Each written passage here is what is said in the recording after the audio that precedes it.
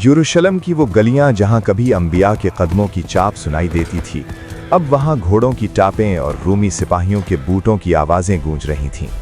ये वो दौर था जब आसमान से नेमतें समेटने वाली कौम बनी इसराइल अपनी रूह खो चुकी थी। क्या आप जानते हैं कि जब कोई कौम अपने खुदा को भूलकर मादियत को अपना खुदा बना लेती है तो कुदरत किस तरह का मोजज़ा दिखाती है?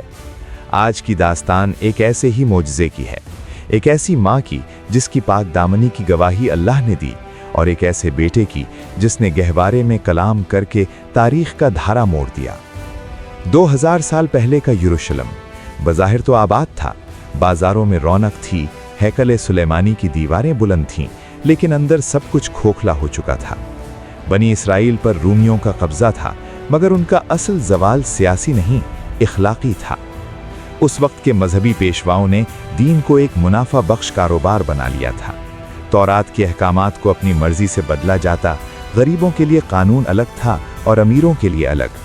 हैकल जो इबादतगाह थी, वहां अब सजदों की जगह सोने के सिक्कों की खनक सुनाई देती थी।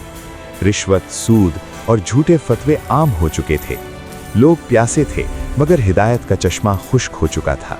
ऐसे में अल्लाह ने इरादा किया कि इस अंधेरे में एक ऐसा नूर रोशन किया जाए जो ना सिर्फ बनी इसराइल को आईना दिखाए, बल्कि रहती दुनिया तक के लिए एक निशानी बन जाए। इस बदहाली के दौर में भी कुछ घराने ऐसे थे जहां अल्लाह का जिक्र जिंदा था। उनमें सबसे मोतबर खानदान इमरान था। हज़रत मरियम अलैहिस्सलाम की वालदा ने एक मन्नत मानी थी, ए बारी ताला, जो कुछ मेरे पेट में है मैं इसे तेरे घर यानी बैतुल मुक़द्दस की खिदमत के लिए वक्फ करती हूँ। जब मरियम अलैहिस्सलाम पैदा हुई तो उन्हें हैकल की खिदमत के लिए चुन लिया गया। हज़रत ज़करिया अलैहिस्सलाम, जो कि उस वक्त के नबी थे, उनके सरपरस्त बने। मरियम अलैहिस्सलाम ने अपनी ज़िंदगी के दिन और रात अल्लाह की इबादत में गुजार दिए। वो हैकल के एक मखसूस हुजरे यानी महराब में रहती थीं। तारीख गवाह है कि जब ज़करिया अलैहिस्सलाम उनके पास जाते तो वहाँ बेमौसम के फल पाते। वो हैरान होकर पूछते, मरियम ये कहाँ से आए?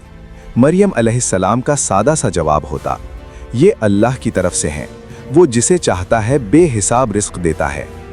ये मरियम अलैहिस्सलाम की तरबियत का वो दौर था जो उन्हें एक अजीम मोजज़े के लिए तैयार कर रहा था। एक दिन मरियम अलैहिस्सलाम अपने मामूल के मुताबिक इबादत में मसरूफ़ थीं कि अचानक हुजरे की तन्हाई में एक इंसानी शक्ल नमूदार हुई। एक नौजवान मर्द को अपने सामने देखकर मरियम अलैहिस्सलाम लरज़ उठीं। उनकी पाक दामनी ने फौरन पुकारा, मैं तुझसे रहमान की पनाह मांगती हूँ, अगर तू अल्लाह से डरने वाला है तो यहाँ से चला जा।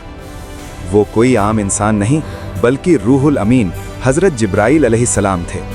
उन्होंने इंतहाई नर्म लहजे में कहा, घबराओ नहीं मरियम, मैं तुम्हारे रब का भेजा हुआ कासिद हूँ। मैं तुम्हें एक पाकीज़ा बेटे की खुशखबरी देने आया हूँ। मरियम अलैहिस्सलाम के कदमों तले से ज़मीन निकल गई। एक कुंवारी लड़की जिसने कभी किसी मर्द को छुआ तक न था, वो कैसे माँ बन सकती थी? उन्होंने हैरत से पूछा, ये कैसे होगा? मुझे तो किसी बशर ने छुआ तक नहीं। जिब्राइल अलैहिस्सलाम ने वो जुमला कहा जो कायनात की हकीकत है। तर्जुमा, ऐसा ही होगा, तुम्हारे रब ने फरमाया है कि ये मुझ पर बहुत आसान है। और फिर अल्लाह के हुक्म से वो मोजज़ा रोनुमा हुआ जिसे अक्ल तस्लीम करने से कासिर है, मगर ईमान उसे सजदा करता है। वक्त गुजरने के साथ साथ मरियम अलैहिस्सलाम की परेशानी बढ़ने लगी। वो जानती थीं कि वो जिस माशरे में रहती हैं वो कितना बेरहम है। वो लोग जो पारसाई के लिबादे ओढ़े हुए हैं, वो उन पर कीचड़ उछालने में देर नहीं करेंगे। जब विलादत का वक्त करीब आया तो मरियम अलैहिस्सलाम शहर की आबादी छोड़कर एक वीरान जगह की तरफ निकल पड़ी। दर्द-ए-ज़ा की तकलीफ और तन्हाई के कर्ब में वो एक सूखे हुए खजूर के दरख्त के तने से जा लगीं। उस वक्त उनकी ज़बान पर वो जुमला था जो उनकी बेबसी की इंतहा को जाहिर करता है, काश मैं इससे पहले ही मर गई होती और मेरा नामो निशान मिट गया होता। लेकिन अल्लाह अपने बंदों को तन्हा नहीं छोड़ता। उसी लम्हे फरिश्ते की आवाज़ आई, गम न करो मरियम, तुम्हारे रब ने तुम्हारे नीचे एक चश्मा जारी कर दिया है और इस खजूर के तने को हिलाओ, तुम पर तरोताज़ा खजूरें गिरेंगी।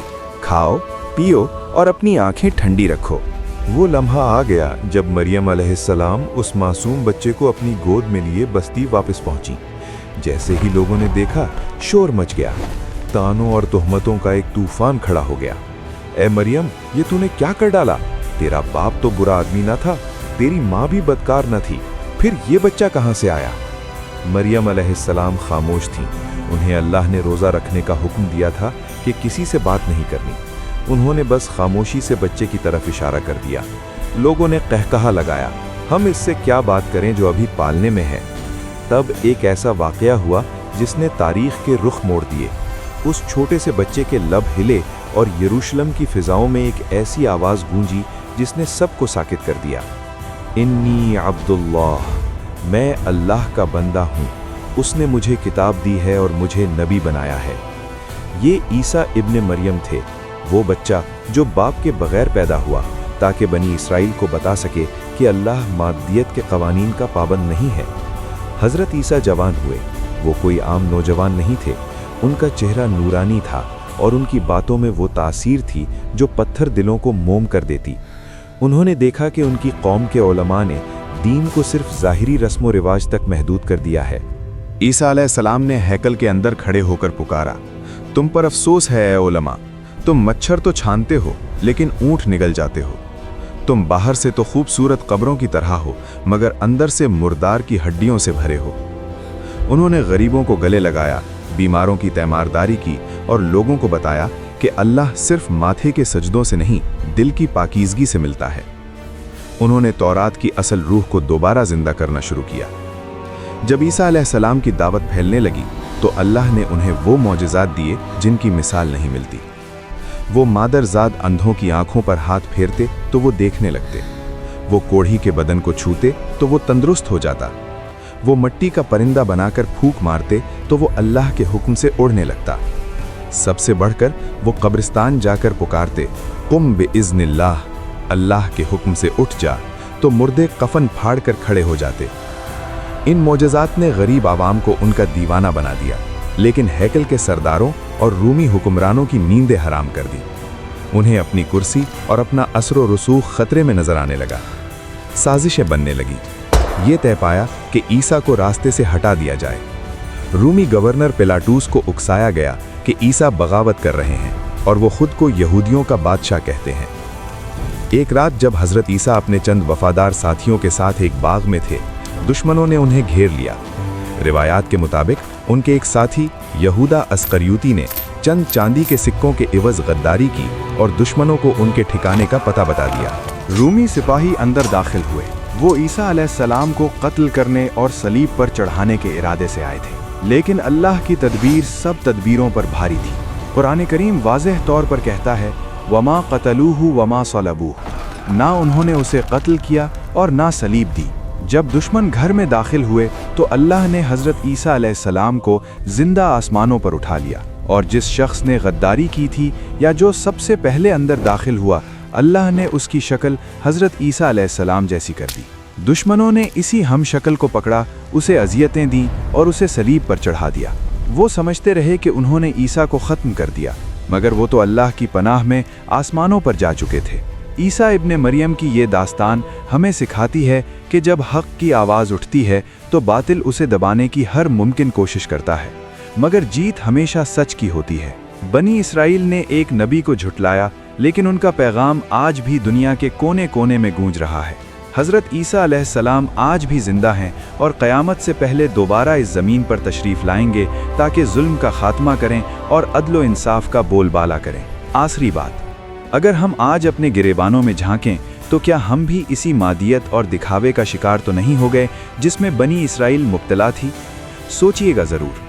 अगर आपको ये वीडियो पसंद आई हो तो इसे लाइक करें और हमारे चैनल को सब्सक्राइब करना ना भूलें। मिलते हैं अगली दास्तान के साथ।